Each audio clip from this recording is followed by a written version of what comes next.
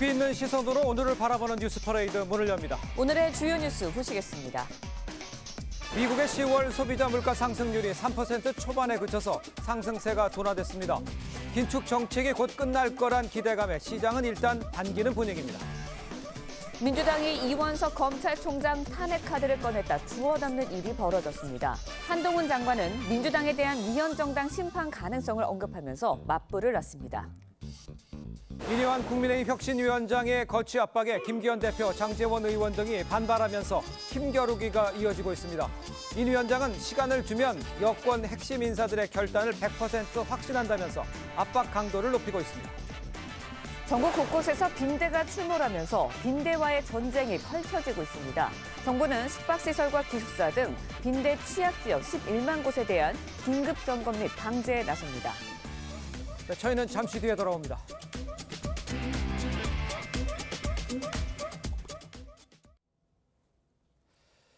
시청자 여러분 안녕하십니까? 수요일 뉴스 퍼레이드 시작합니다. 미국의 10월 소비자 물가가 전년 대비 3.2% 인상에 그쳐서 상승세가 둔화되는 모습입니다. 치솟던 국제 유가가 안정된 덕분인데 긴축 정책이 곧 끝날 거란 기대감에 시장은 일단 환호하고 있습니다. 첫 소식 정준영 기자입니다. 미국의 지난달 소비자 물가는 전년 대비 3.2% 오르며 시장 예상치를 밑돌았습니다. 지난 8, 9월 3.7%까지 반등했던 미국의 물가 상승률은 국제 유가가 하락하면서 안정세를 되찾는 모습입니다. 변동성이 큰 에너지와 식품을 제외한 근원 물가 상승률은 4.0%를 기록하며 2년 2개월 만에 가장 낮게 내려왔습니다. 근원 물가는 미 연준이 금리를 결정할 때 중요하게 보는 요소인 만큼 미국의 금리 인상이 막바지에 다다를 거란 기대감이 퍼졌습니다. 이날 뉴욕 증시 나스닥 지수는 2% 넘게 급등했습니다. 미 달러 가치는 1년 만에 최대 폭으로 떨어졌습니다. 원달러 환율이 안정되면 외국인 자본이 국내로 돌아오고 수입 물가도 안정될 수 있습니다. 또 전 세계 시장 금리의 기준점 역할을 하는 미 10년물 국채 금리는 4.5% 밑으로 하락했습니다. 그만큼 한국은행도 긴축 속도를 늦출 여지가 생깁니다. 하지만 안심하긴 이릅니다. Have we achieved a stance of monetary policy that's sufficiently restrictive to bring inflation down to 2% over time, sustainably? That is the question we're focusing on. 미국의 근원 물가 상승률이 여전히 연준 목표치의 2배인 만큼 추가 긴축을 배제할 수 없다는 관측도 나옵니다. TV조선 정준영입니다. 이스라엘군이 가자지구 북부 지역을 완전히 장악했다고 발표를 했습니다. 전력이 끊긴 병원에서는 전염병 확산 우려가 커지고 있습니다. 황정민 기자입니다. 하마스 기지로 추정되는 건물들이 잇따라 폭발합니다. 이스라엘군이 진입한 가자 대학 공학부 건물에선 소총과 로켓포 등 무기가 발견됩니다.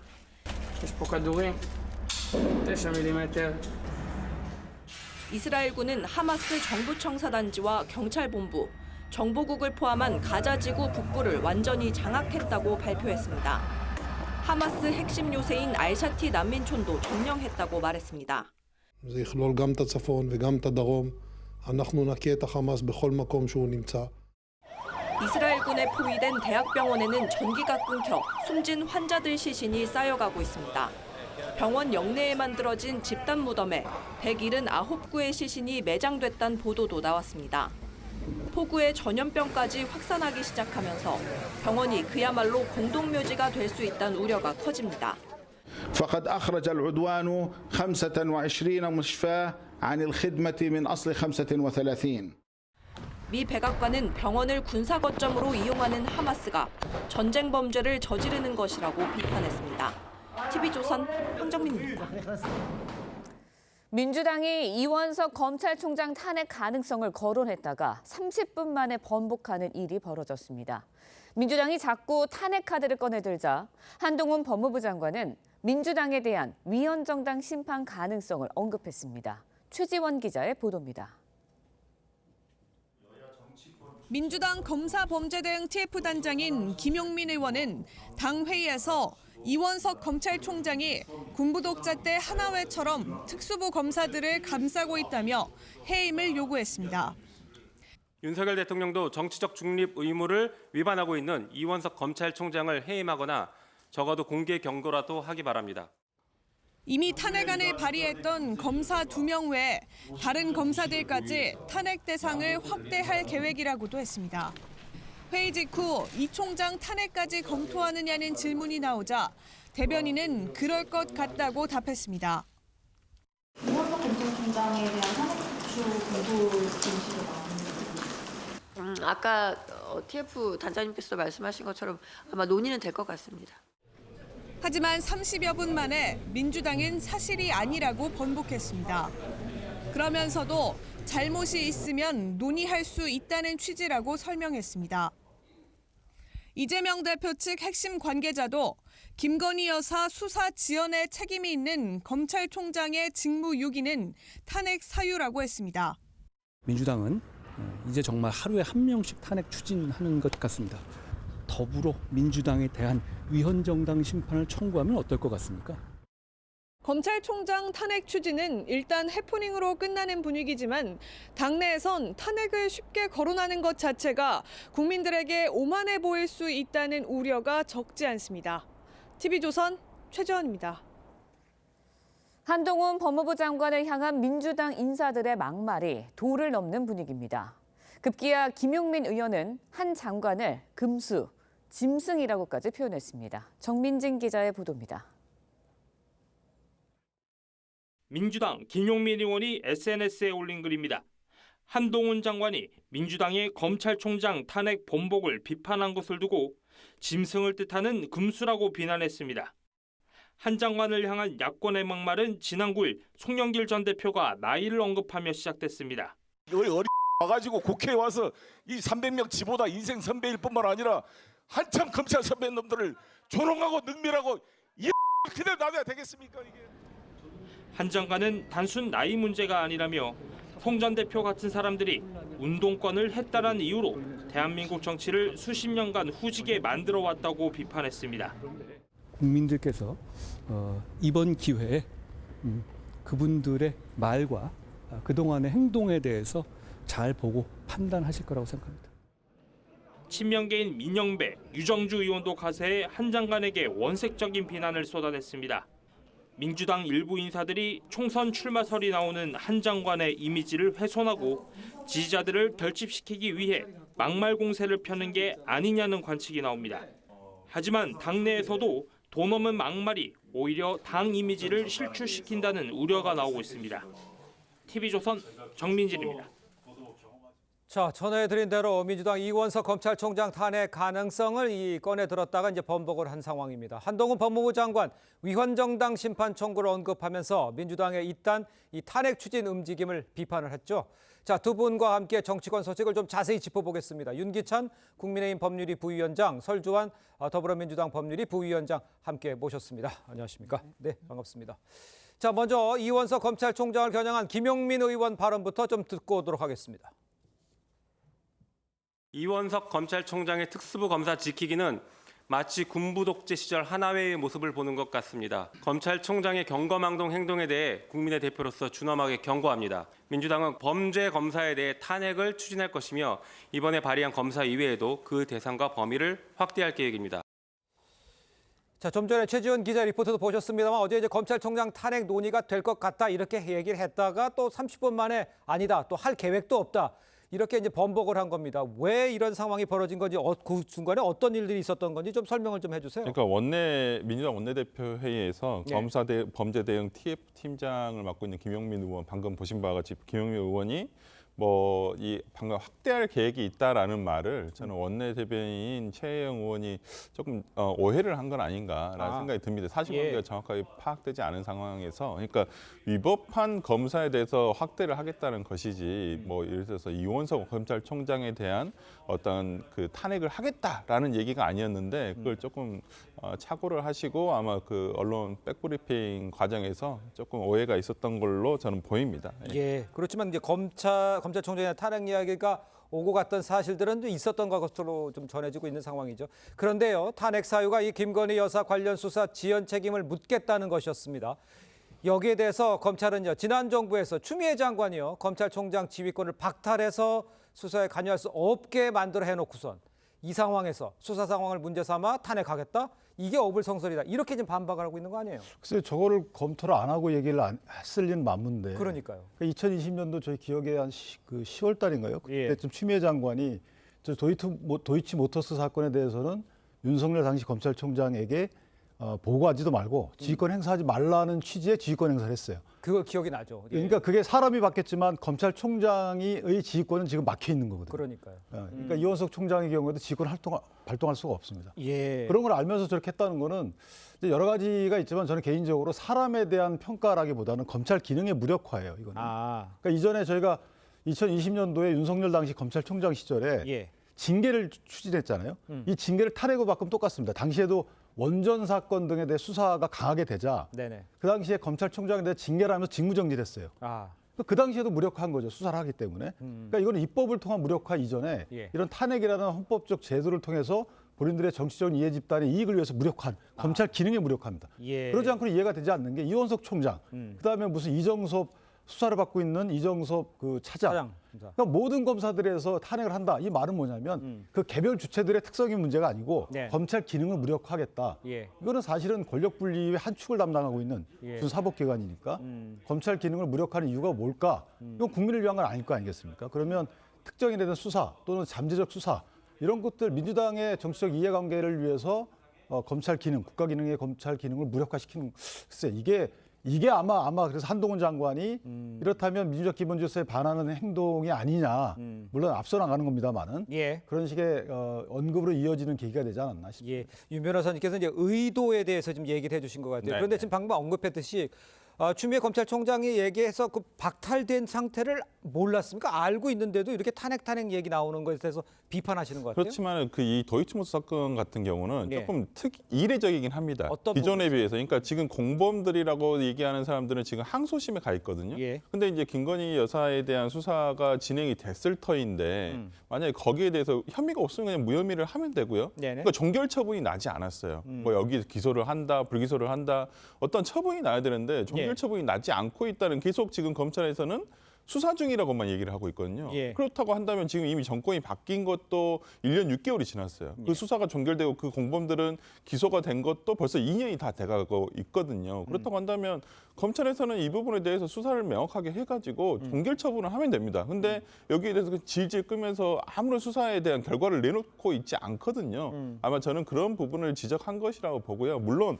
저도 탄핵이라는 것은 비상권한입니다. 헌법에 주어진 비상권한인데 이것을 너무 먼저 제기한다든지 예를 들어서 닭을 잡을 때 소를 잡는 칼을 쓸 수 없듯이 저는 이걸 우선적으로 적용돼야 된다고 생각하지는 않거든요. 저도 네. 아마 그렇기 때문에 탄핵을 남용하는 것도 오히려 그것이 민주당의 정치적 이익을 가져올 수 있을 것인가에 대해서는 한번 검토를 해봐야 되지 않을까. 알겠습니다. 근데 도이치모터 사건은 사실은 이게 2020년도에 원래 경찰이 내사하다 종결한 사건이었어요. 그런데 최강욱 의원은 고발해서 다시 시작된 사건이에요. 그렇죠. 고발했기 때문에 고발인이 자꾸만 의견서를 내도 되는데 전혀 안 내고 있잖아요. 두 번째는 2021년도 3월 달에 그 윤석열 전 대통령이 그 당시 총장직을 그만뒀어요. 영향력을 행사할 수 있는 사이가 아니었거든요.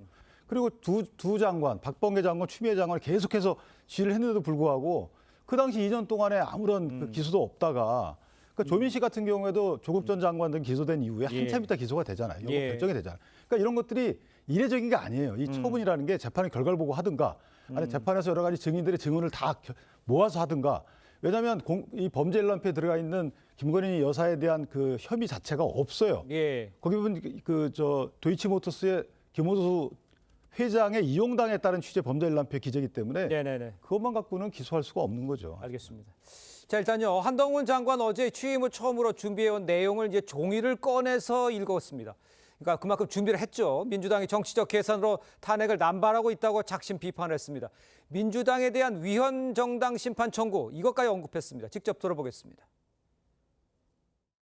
만약에 법무부가 자유민주주의를 파괴했다는 이유로 더불어 민주당에 대한 위헌 정당 심판을 청구하면 어떨 것 같습니까? 더불어민주당이 말한 이원석 검찰총장 탄핵이나 저에 대한 탄핵보다 과연 더불어민주당에 대한 위헌정당 심판이 헌법재판소에서 인용될 가능성이 더 낮다고 보십니까? 자, 위헌정당 심판 거기 인용될 가능성 의미는 알 것 같아요. 그렇지만 실제 가능성 또 의미 어떻게 해석을 하십니까? 그러니까 이게 그 민주당 입장에서 보면 탄핵을 청구하는데 이게 헌법이나 국회법상의 그 국회 권한이다 이렇게 주장하고 있기 때문에 사실 인용 가능성을 예상하고 법률 검토를 하고 나서 청구를 하는 게 맞거든요. 그렇죠. 그러니까 이거를 이제 빗대서 얘기한 거예요. 그렇죠. 오히려 위헌법률 심판 청구는 정부만이 할 수 있습니다. 정부만이 국무회의 심의를 거쳐서 할 수 있기 때문에 거기에 민주적 기본 질서에 반하는 활동이나 목적을 갖고 있으면 해산 청구를 할 수 있어요. 그런데 해산 청구하면서 가집행 비슷하게 해서 이거를 정지시킬 수 있는 활동을. 그러니까 헌법적 기능이나 헌법재판소법에 의하면 굉장히 강력한 기능이에요. 자, 이걸 빗대서 정부가 이렇게 제소하면 뭐라고 비판하겠느냐 이 말이죠. 그러니까 이걸 하겠다는 게 아니고 이거와 마찬가지로 탄핵 그렇게 하지 마시고 그러니까요. 제대로 탄핵 사유가 있는 걸 선별해서 하시든가 이렇게 결정해라 이런 취지죠. 종이까지 꺼내서 준비해서 대응했다. 어떻게 보셨습니까? 이쯤 되면 국회 오셔야 될 것 같습니다. 무슨 뜻입니까? 저는 정무직 장관으로서는 어울리지 않는 행동이 과한 행동이라고 봅니다. 그러니까 뭐 그런 검찰총장 탄핵에 대해서 언짢으실 수는 있죠, 분명히. 그렇지만 이거에 대해서 오히려 입장문을 정리해서 이렇게 기자 뭐 인터뷰까지 하는 것은 오히려 이게 법무부 장관인가 아니면 국민의힘의 어떤 대변인인가라는 생각이 좀 들 정도여서 이제 고출만 하시겠네요. 알겠습니다. 근데 하나만 짧게 보자면 이 탄핵 사유가 완전히 없다고 볼 수는 없어요. 물론 이거 헌재 자유재량이지만 사실은 민주적 기본질서라는 게 그렇습니다. 민주적 기본질서라는 게 이게 권력분립제도가 가장 큰 그 포션을 차지한단 말이에요. 근데 아까 제가 말씀드린 대로 이게 정말 특정한 검사를 탄핵하는 게 아니고 검찰 기능을 무력화시키려고 한다. 그러면 그게 권력분립제도에 반하는 거거든요. 그러니까 해석을 한다면. 네, 알겠습니다. 자, 그런데요. 한 장관을 향한 이 민주당 의원들의 거친 발언이 연일 쏟아지고 있죠. 국회 복도에서 저는 이 의원 잘 기억을 못했었어요. 근데 자전거를 타던 논란이 있었다고 합니다. 유정주 의원까지 나서서 정치를 후지게 만드는 너 이렇게 말을 했습니다. 김영미 의원 금수라고 표현했죠. 글쎄요, 당내에서도 비판이 있을 것 같은데 어떻습니까? 뭐 저는 이제 총선이 다가오기 때문에 이제 뭐 적극적인 지지층에 대한 소구가 아닐까라는 생각을 해보고요. 싸우는 건 좋습니다. 이런 어떤 저는 뭐 국회의원이 뭐 한동훈 장관에 대해서 뭐 비판하고 그런 건 좋습니다만은 우리가 좀 품격 있게 싸우는 것을 국민들이 바라봤을 때 좀 유쾌한 것도 있을 것이고 그렇지 않겠습니까? 이렇게 예를 들어서 그냥 일반 예를 들어 정말 감정적으로 너무 치우쳐가지고 이렇게 국회의원이 얘기를 하는 것은 별로 어울리지는 않다고 봅니다. 알겠습니다. 그 송영길 전 대표 같은 경우에는 뭐 직접 뭐 어린 놈 뭐 이런 표현도 썼습니다만 본인이 창당 이야기도 하고 있어요. 자, 정치적으로 출마를 위한 지금 수순이다 이렇게 이해를 하면 되겠습니까? 저는 개인적으로 그렇습니다. 가장 여권 정부나 여권에서 가장 상징적인 인물, 핫한 인물이 한동훈 장관이거든요. 한동훈 장관에 대해서 그것도 굉장히 자극적인 말을 쓰게 되면 언론을 끌 수 있고 언론을 통해서 강성 지지층에 어필할 수가 있습니다. 그래서 정치 회복을 한 과정인데 문제는 뭐냐면 저는 송영길 대표 등의 발언이 청년 지지층에서는 외면을 받는다는 거죠. 왜냐하면 어린 놈이라는 게 사실은 45세 이상 청년인데 그 한동훈 장관이 50세가 넘었거든요. 본인은 이미 예전에 그 산업화 시대에 대해서 그렇게 기득권 물러나라라고 하면서 본인이 기득권을 차지한 다음에는 기득권에 도전하는 이 세대 교체를 원하는 청년 세대에 대해서 저렇게 몰아세우는 거하고 똑같은 거거든요. 그렇다면 합리적 이유 없이 저렇게 세대를 공격하는 것으로 청년들은 이해할 수가 있다. 따라서 민주당에 대한 청년 소구 능력을 봉쇄하는 이런 부정적 영향을 끼칠 수도 있다 이렇게 생각합니다. 짧게 그러면 송 출마 가능성에 대해서 당내에서는 분위기가 어떻습니까? 좀 난감해한다 이런 표현도 있습니다. 난감해한 것은 사실이고요. 특히나 이제 그 기존의 뭐 저라든지 아니면 80년대생들이라든지 정말 더 어린 90년대생들의 어떤 정치권에서의 진출을 이분들 때문에 못 하고 있는 거예요. 그러니까 이제는 뭐 검찰하고 싸우시는 건 좋습니다. 저희들이 싸울게요. 그러니까 제발 이제는 저는 어떤 그 소임을 다 하시지 않았나라는 생각이 좀 들어서요. 그러니까 후배들에게 힘을 실어주는 방법으로 저는 오히려 정치 활동을 하셨으면 좋겠다 이 생각을 합니다. 알겠습니다. 자, 지금부터는 국민의힘 소식도 짚어보겠습니다. 이뇨한 혁신위 거취 압박에 침묵을 지키던 김기현 대표가 입을 열었죠. 급발진으로 당의 기강을 흔들면 안 된다. 이 사실상 경고의 메시지를 내놓은 겁니다. 친윤 핵심 장제원 의원도 연일 반기를 들고 있습니다. 윤술 기자의 리포트를 보고 이야기를 이어가겠습니다. 국민의힘 김기현 대표가 경북 구미의 박정희 전 대통령 생가를 찾아 영정 앞에 꽃을 내려놓습니다. 당 지도부 중 유일하게 박 전 대통령 106돌 기념식에 참석해 보수 진영 민심 잡기에 나선 겁니다. 저는 고향이 울산인데 울산은 박정희 대통령께서 새로 태어나게 한 도시입니다. 김 대표는 그동안 혁신위의 불출마 또는 험지 출마 요구에 답변을 유보해왔습니다. 하지만 혁신이 조기 예산 가능성까지 거론되자 강한 톤으로 유감을 표했습니다. 일부 의원의 급발진으로 당의 리더십을 흔들거나 당의 기강을 겉들어뜨리는 것은 하지 않아야 될 것이다. 당내에선 혁신위의 거듭된 압박이 사실상 지도부를 흔들려는 의도 아니냐는 시각도 있습니다. 친윤 핵심으로 꼽히는 장제원 의원도 험지 출마 요구를 일축했습니다. 지난 주말 지지자 4천여 명을 모아놓고 서울에 가지 않겠다고 한 데 이어 다양한 정치 인생 연장하면서 서울 가지 않겠습니다, 여러분. 권력자가 뭐라 해도 할 말을 한다며 지역구 출마 의지를 분명히 했습니다. 아무리 권력자가 뭐라 해도 저는 제 할 말 하고 삽니다. TV조선 윤슬기입니다. 자, 보신 것처럼 이뇨한 혁신위원장이 거취 압박에도 김기현 대표 급발진으로 당의 기강을 흔들면 안 된다, 이렇게 경고 발언을 내놨습니다. 혁신위와 지도부, 글쎄요, 정면 충돌이라기보다는 힘겨루기, 뭐 이렇게 볼 수 있는데 어떻게 당내에서 어떻게 보고 있습니까? 힘겨루기보다는 혁신위와 지도부는 굉장히 딜레마적 관계예요. 왜냐하면 혁신위가 성공을 해야지만 지도부도 삽니다. 당연하죠. 그리고 혁신위가 조기 예산하면 지도부도 흔들리게 돼 있어요. 그렇죠. 근데 혁신위가 혁신안을 낸 게 지도부 중에 일부는 또 불출마 내지 험지 출마하라 이러기 때문에 이게 지도부 내에서는 이거를 어떻게 포용할지 또는 어떻게 배척할지 이거에 대한 상당한 숙고 시간이 필요한 게 아닌가라는 생각이 들고 그런 측면에서 저런 이제 남들이 볼 때는 되게 이해가 안 되는 반응들이 나오는데 실제 보면 근데 혁신위 입장에서 보면 어느 정도 이해가 되는 부분도 있어요. 이게 선거 대책기구가 이미 떴잖아요. 그렇죠. 기획단이 떴고 그다음에 이제 영입위원회가 떴기 때문에 혁신위 입장에서는 본인들이 활동할 그 사이에 활동의 기반을 뺏길 수 있다 이런 생각이 있는 거고요. 그렇지만 혁신위 입장에서 보면 안을 내는 것이고 이거를 받아들일지 여부는 지도부에서 판단하는 거기 때문에 그런 역할 분담에 대해서 조금 더 지도부와 어느 정도 대화를 하게 되면 이런 불협화음이 밖으로 새나가지 않지 않겠느냐. 그리고 어느 정도 혁신이라는 게 갈등을 수반할 수밖에 없는 거고요. 그런 갈등을 마치 당내 분란을 유도하는 것으로 인정하는 것, 그렇게 인식하는 것도 그것도 또한 분란의 요인이 된다. 그럼 조기 해산 얘기 나오는 거 그거는 전혀 뭐 말이 안 되는 얘기라고 봐야 됩니까? 그러니까 뭐 혁신위에서 위원들이 결정할 일이지만 조기 해산은 뭐 그건 위험한 거죠. 한 분의 의원이 나와서 얘기했다가 위원장이 일단 그 선을 그었잖아요. 그렇지만 만약에 혁신위 입장에서 보면 본인이 얘기한 거에 대해서 시간은 가질 수 있지만 이 안 자체를 만약에 인정하지 않는다. 그럼 혁신위도 여러 가지 생각을 하겠죠. 그러니까 예컨대 조기 출마, 험지 출마나 출마하지 말라 이거에 대해서 야 이거 터무니없다라는 반응이 나오면 그런 문제가 있겠죠. 그러나 시간을 좀 달라, 시간이 있으면 해결된다 이런 식의 만약에 지도부 반응이라 그러면 혁신위가 조기 해산할 이유가 없어. 알겠습니다. 이런 상황에서 장제원 의원 험지 출마 요구 일축을 했죠. 버스 92대죠. 그러니까 4,200명을 한 자리에 모았어요. 글쎄요, 이제 혁신위와 친윤 갈등, 결정이 갈등 관계는 라고 봐야 됩니까? 어떻게 보십니까? 밖에서 봤을 때 어떻습니까? 아니 그러니까 이건 명백하게 거절의 의사를 표현한 거죠. 물론 뭐 한 두 달 전부터 이미 계획된 행사다라고는 했지만은 이 내용이 불거졌을 때 장제원 의원 측에서는 참석 안 하겠다 그랬었어요. 근데 결과적으로는 또 참석을 하셨거든요. 저는 그런 면에서라면 본인의 어떤 의지 표현을 하신 거라고 좀 보고요.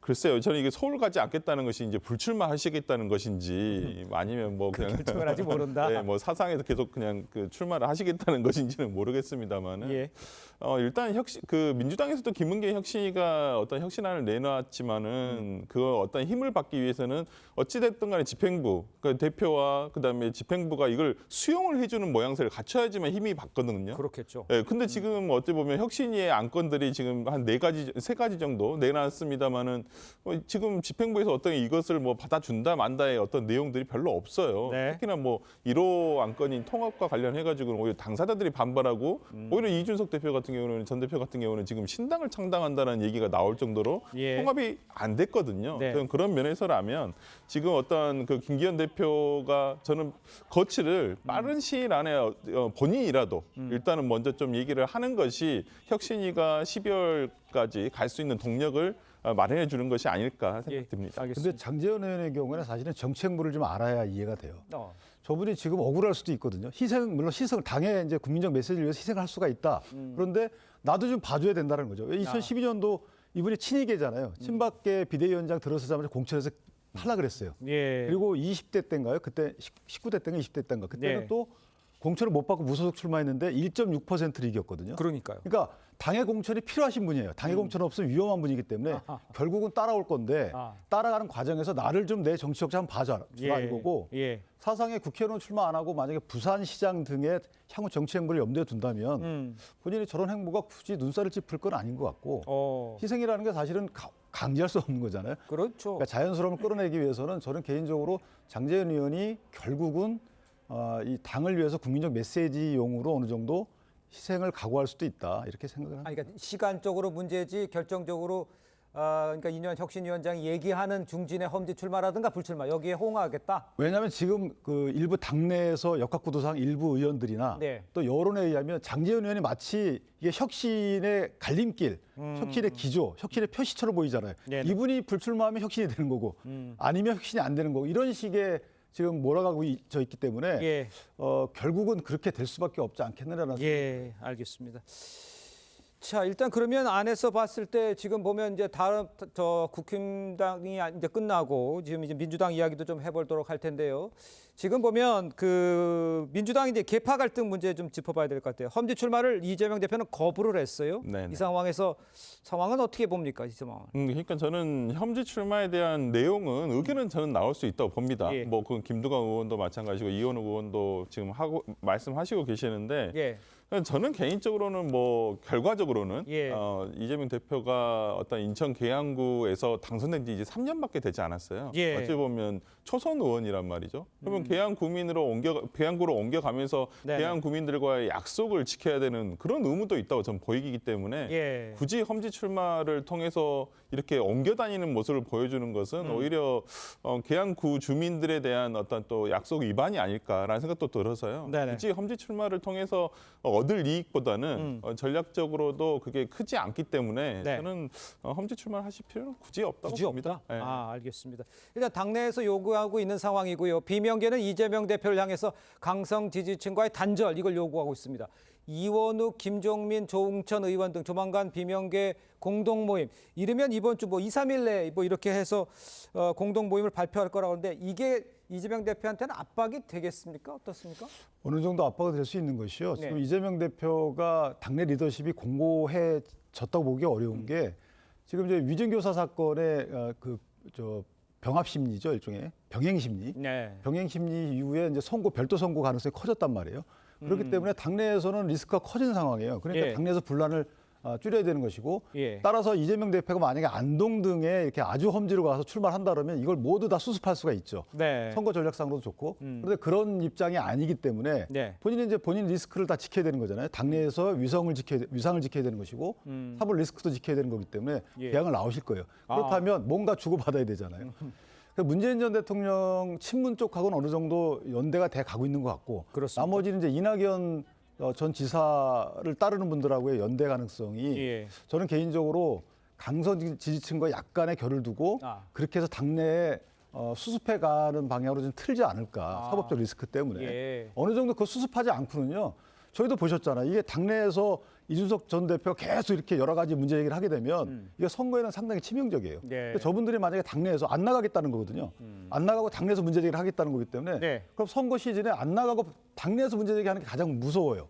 차라리 밖에 나가서 계속 공격을 하면은 그건 별 목소리가 아닌데 따라서 그런 위험성 때문에라도 이재명 대표께서 약간의 조치가 있을 수도 있다. 저는 그렇게 기대합니다. 알겠습니다. 윤 부위원장께서 보시기에는 친문하고의 어떻든 연대 가능성 이런 얘기도 해주고 비명과의 관계도 좀 언급은 좀 해주셨어요.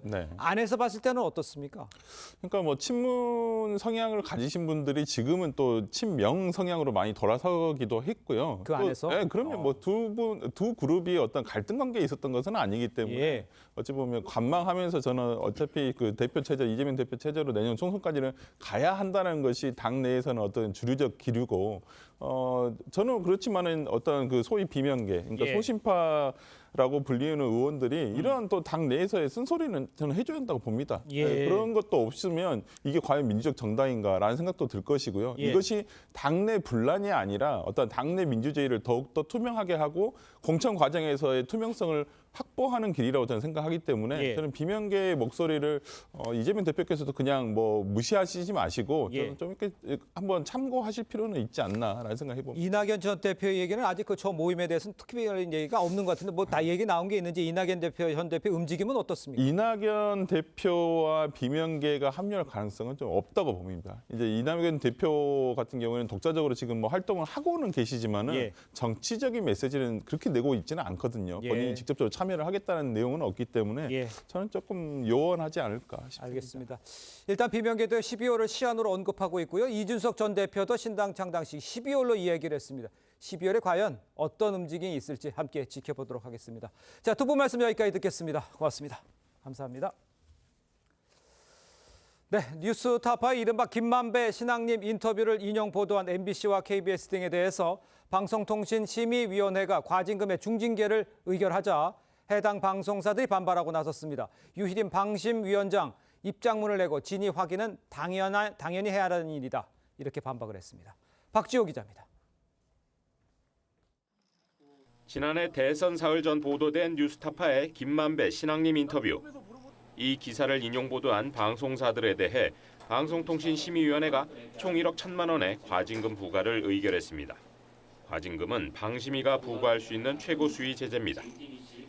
MBC에 대해선 최고 금액인 4,500만 원, KBS는 3천만 원, JTBC 1,000만 원, 그리고 YTN 2천만 원입니다.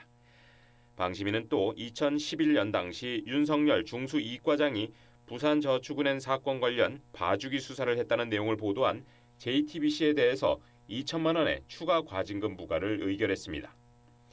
류일임 방심위원장은 입장문을 내고 대선을 사흘 앞두고 스스로 취재한 것이 아닌 전원을 통한 간접 취재라면 진위 확인 때까지 보도를 유보하는 게 당연했다고 지적했습니다. 방송사들의 대응은 엇갈렸습니다. KBS는 방심위 제재를 수용하겠다고 밝혔지만 방심위 결정할 경우에 수정하겠습니다. MBC는 법적 대응을 예고했습니다. 불공정 심의의 결과라고 판단하고 수용할 수 없음을 분명히 밝힙니다. JTBC와 YTN은 재심을 요구하기로 했습니다.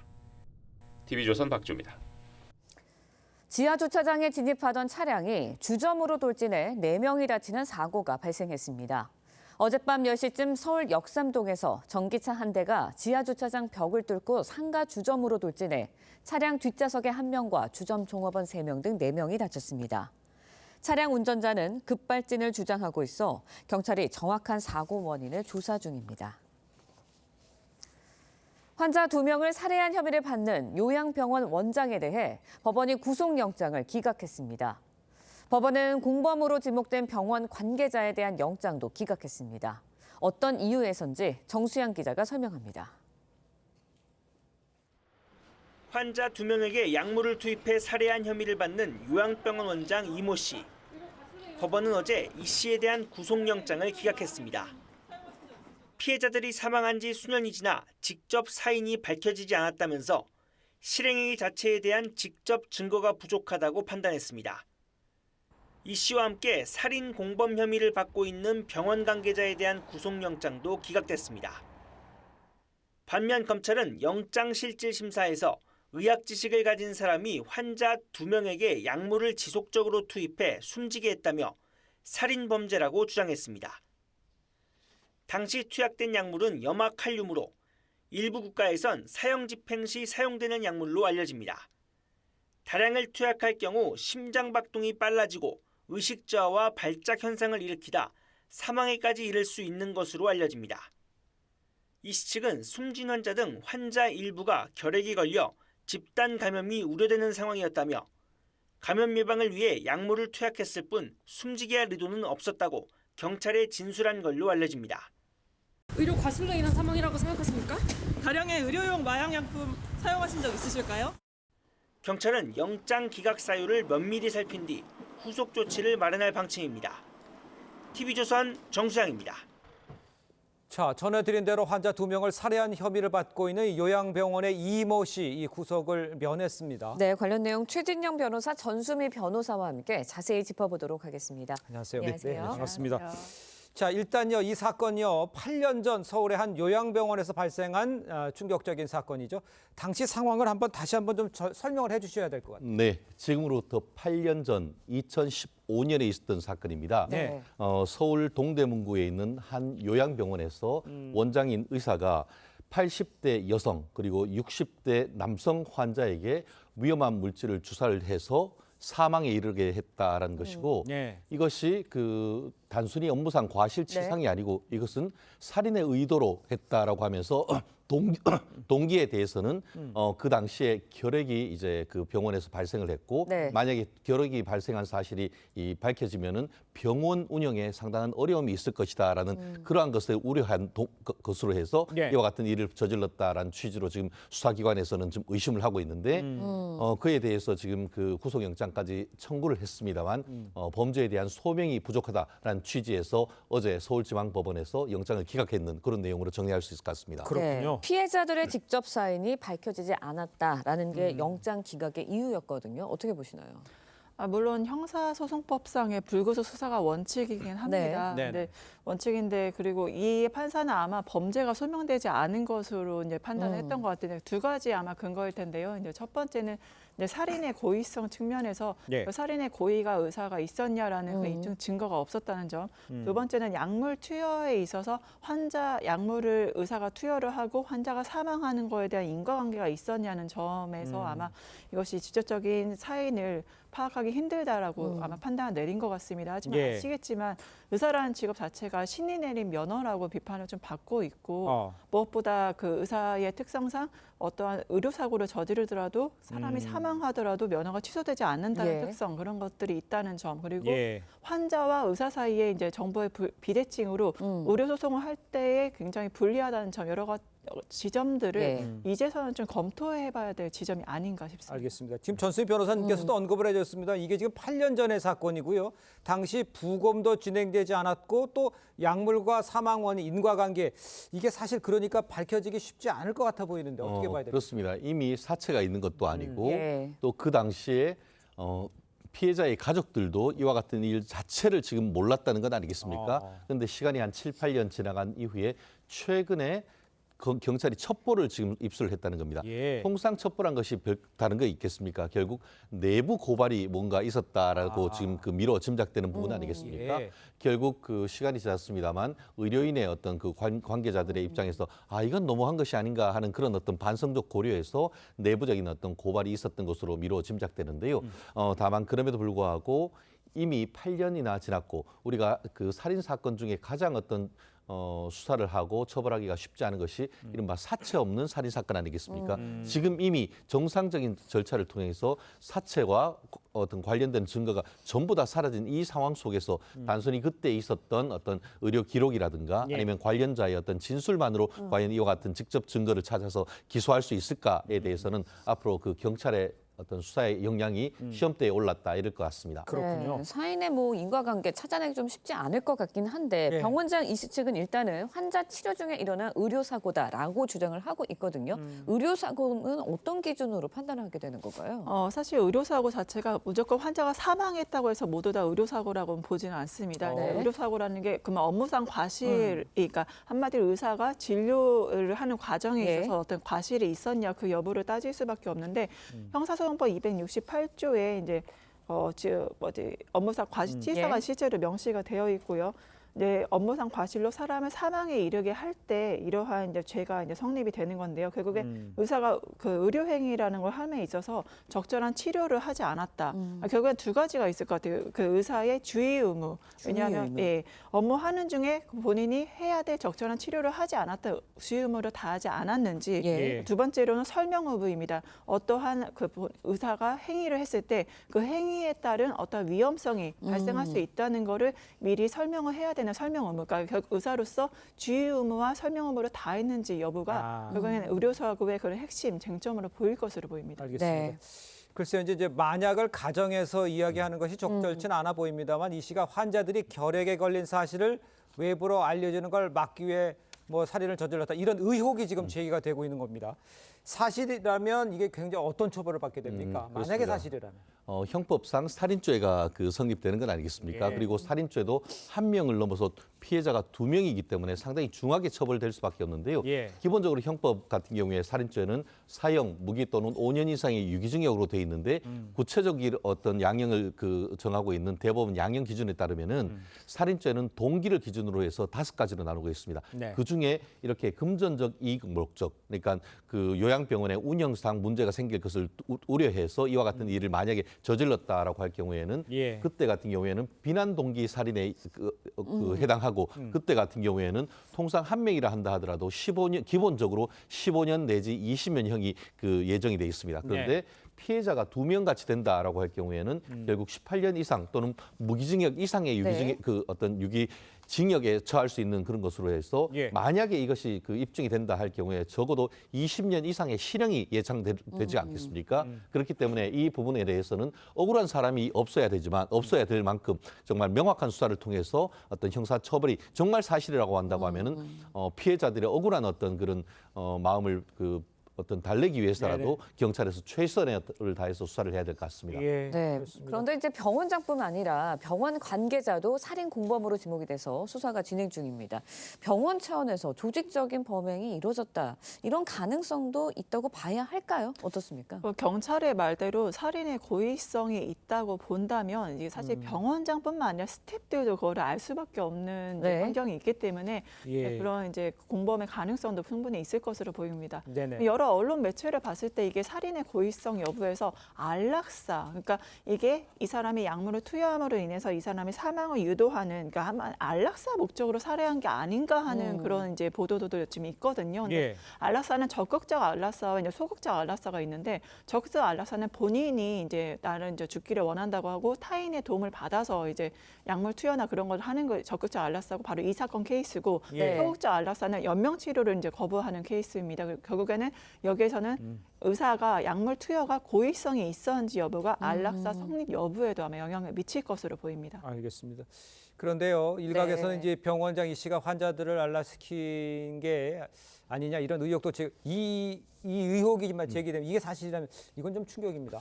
그렇습니다. 말씀하신 것처럼 안락사도 지난번 이른바 보람의 병원 사건이라든가 연대 세브란스 병원 할머니 사건 등에 대한 반성적 고려로 지금 연명치료 중단법 이른바 존엄사법은 지금 돼 있습니다만 그 케이스도 극히 드뭅니다. 그런데 이것 같은 경우에는 경찰은 안락사 자체를 지금 배제하고 있는 것으로 알고 있습니다. 왜냐하면 의료개혁에 환자나 가족들이 요청하거나 그런 내용이 전혀 없기 때문인 것이죠. 그렇기 때문에 그런 부분에 대해서는 일단 수사 대상 자체에서 지금 제외하고 있는 것이 아닌가 싶은데요.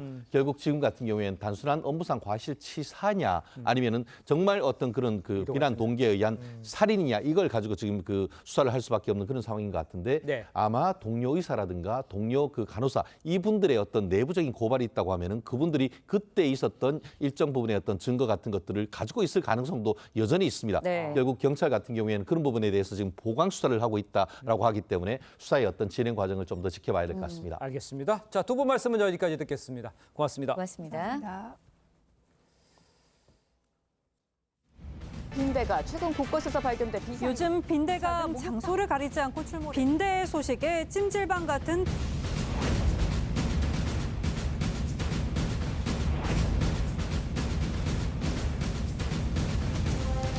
공공 장소에서 빈대가 나오면 어떡하지? 또 전염성이 있진 않을까? 학교가 2호선 쪽에 있어서 막 앉아 있다가 괜히 옮을까 봐.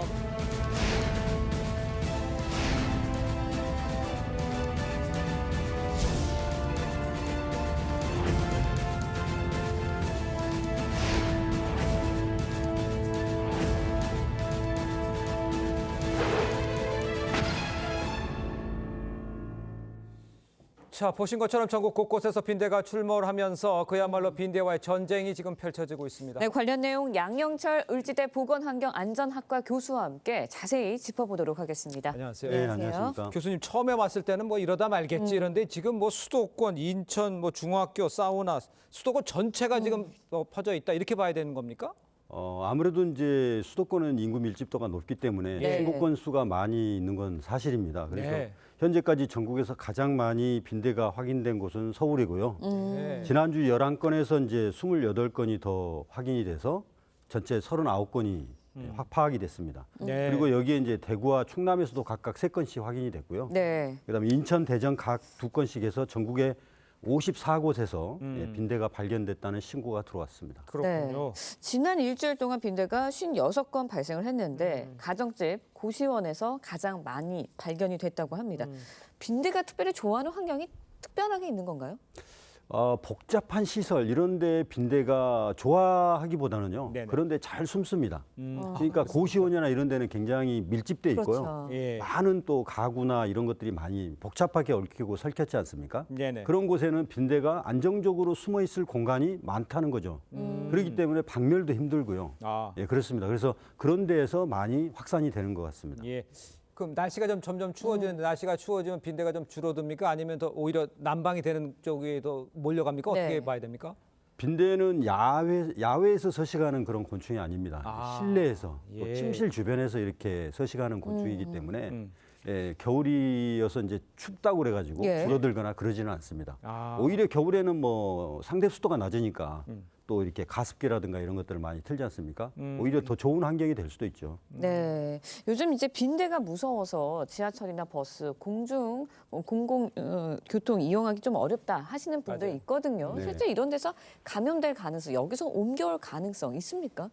확률은 아주 낮습니다. 우리 국민들이나 시민들이 너무 공포감에 휩싸이지 않았으면 그렇습니까? 좋겠고요. 예, 그래서 묻어 들어올 수는 있는데 사실 겉옷이 이제 두껍다 보니까 이 겉옷의 속이나 이런 데 이제 붙어 있을 수는 있거든요. 예. 하지만 우리가 이 집에 들어오기 전에 예. 밑에 현관에서 좀 이렇게 털어내거나 뒤집어서 좀 확인해 보면 네. 충분히 털릴 수 있습니다. 아. 이게 몸의 기생성이 아니기 때문에 몸 깊숙한 속옷 사이로 이렇게 파고 들어가지는 않습니다. 아, 그렇군요. 예, 그래서 하여튼 그 대중교통이나 이런 데서 오염돼서 감염돼서 이렇게 들어올 확률은 상당히 낮다고 볼 수 있겠습니다. 알겠습니다. 네. 대중교통 이용하면서 공포 느낄 필요는 네. 없다 이렇게 지적을 해주셨는데 그렇다면 뭐 택배 문제 많이 지적하는 경우가 있어요. 택배 같은 경우는 어떻습니까? 네, 우리 방역 회사들이 택배에서 확인한 바가 있습니다. 그러니까 해외 직구로 이렇게 네. 구입한 물건 택배 박스에서 빈대가 있었던 것을 확인한 바는 있거든요. 네. 그러나 이것도 역시 굉장히 확률상 낮습니다. 그래서 그런 것들이 좀 의심스럽고 염려가 된다면은 택배를 집 밖에서 개봉을 하시고 안에 물건을 잘 확인하신 다음에 들어오시고 박스는 잘 접어서 밖에 보관하고 있다가 재활용 버릴 때 그때 이제 버리시면 되죠. 네, 감염 경로에 대해서 이야기를 해봤는데 예. 빈대에 물리면 어떤 증상이 나타나는지 또 어떻게 대처하는지도 사실 잘 모르거든요. 네네네. 어떻게 해야 돼요? 병원 맞아요. 그냥 가면 됩니까? 빈대에 물렸을 때 이제 조금 물렸을 경우에는 크게 뭐 모기 물린 거하고 큰 차이가 없습니다. 예. 그렇습니까? 그래서 많이 물렸을 때 이제 여러 군데를 동시다발적으로 물기 때문에 심지어는 면역 반응이 다 다르거든요. 그러니까 어떤 사람은 과민 반응으로 고열이 날 수도 있고요. 또 심지어 많이 자주 물린 사람들은 빈혈증을 또 유발하기도 합니다. 예. 그러니까 성장기 어린이나 이제 그렇죠. 어린이들이 잘 무지 않도록 잘 조심해야 되는데 예. 실제 이 빈대에 물렸을 때는 그 헤어드라이기로 해서 뜨겁게 말고 따뜻하게 뜨끈하게 해서 그 부분을 물린 부위를 잘 째주면요. 이 혈관이 확장되기 때문에 히스타민이 분비되지 않습니다. 예. 그러니까 훨씬 가려움이 덜하고 오래 가려움을 해소시킬 수가 있습니다. 예, 알겠습니다. 일단 지금 정부가 빈대 퇴치에 나섰다. 이건 좀 심각하게한 상황을 인식하고 있다. 이렇게 이해를 해야 될 것 같은데 지금 뭐 들리는 얘기로는 빈대가 바퀴벌레보다 생존력이 더 뛰어나다 이런 얘기 있어요. 네. 그렇다면 박멸은 어렵다 이렇게 보면 되는 겁니까?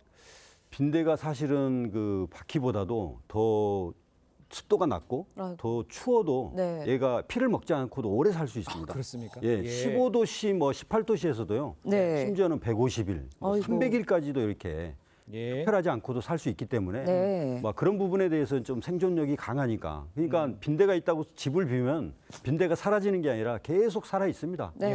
그러니까 그런 부분에 대해서는 좀 우리가 잘 주의해야 될 것 같습니다. 알겠습니다. 네, 막상 우리 집에서 빈대가 발견되면 굉장히 당황할 것 같거든요. 네. 먼저 어떤 조치부터 해야 되나요? 그러니까 빈대는 반드시 뭅니다.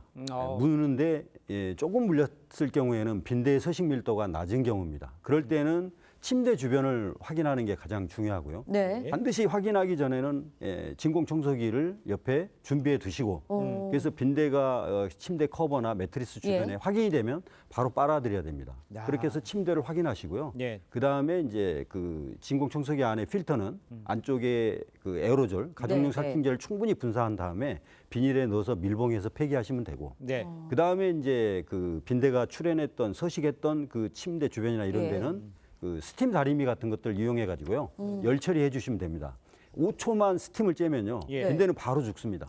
그 정도로 잘 죽기 때문에 그렇게 해서 열 처리와 진공 청소기로 흡입하는 그런 방법으로만 해도 충분히 빈대를 우리가 근절시킬 수 있는데 이게 빈대의 서식 밀도가 많으면 콘센트 안에도 살고요. 그렇죠. 뭐 액자 뒤에도 살고 커튼 네일 사이에 삽니다. 상당히 광범위하고 다양한 그런 서식처를 갖고 있기 때문에 실수할 수가 있습니다. 그때는 전문 방역 업체를 불러서 이렇게 방역 소독할 수 있도록 하면 좋겠습니다. 알겠습니다. 퇴치도 중요하지만 너무 공포심을 가질 필요는 없다. 이렇게 정리 좀 해보도록 하겠습니다. 오늘 말씀 여기까지 듣겠습니다. 고맙습니다. 네, 감사합니다.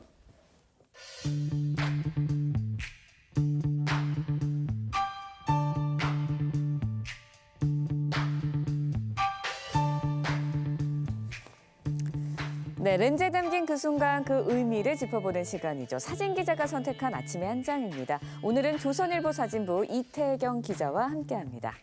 안녕하세요. 오늘 아침에 볼 사진 어떤 건가요? 네, 올가을은 단풍이 예년만 못하단 말이 많았는데요.